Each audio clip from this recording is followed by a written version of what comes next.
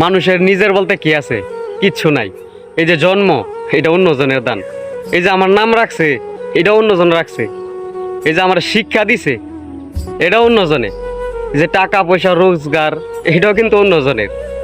তাহলে কিসের এত অহংকার? কখনো যদি এই ভাববা মনে করেন যে আমনে ছাড়া একটা গ্রাম অচল, একটা দেশ অচল, তাইলে পূর্বপুরুষের স্মৃতিগুলো মনে করবেন। তারা যে নাই, দুনিয়া চলতেছে না।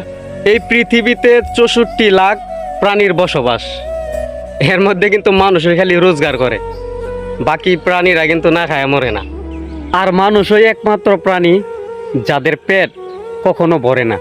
এই কথাগুলা বলার কারণ হচ্ছে, এই যে আমার পিছনে যে দেখতেছেন, এটা কিন্তু একটা কবরস্থান। আসলে আপনার মনে যদি অহংকার থাকে, তাহলে আপনি যখনই একটি কবরস্থানের পাশ দিয়ে যাবেন, তখন দেখবেন কিছুই না দুনিয়া। ওই দেখা যায় কবরস্থান, ওই আমাদের ঘর, ওইখানেতেই থাকতে হবে সারা জীবন ভর। ওই কবর তুই চাস কি? টাকা পয়সা নেস কি? খবর কি বলে জানেন? ঘুষ আমি খাই না, মুমিন বান্ধব পাই না। যদি একটা দুইটা পাই, তাহলে তারে দইরা সুজা জান্নাতে নিয়ে যাই।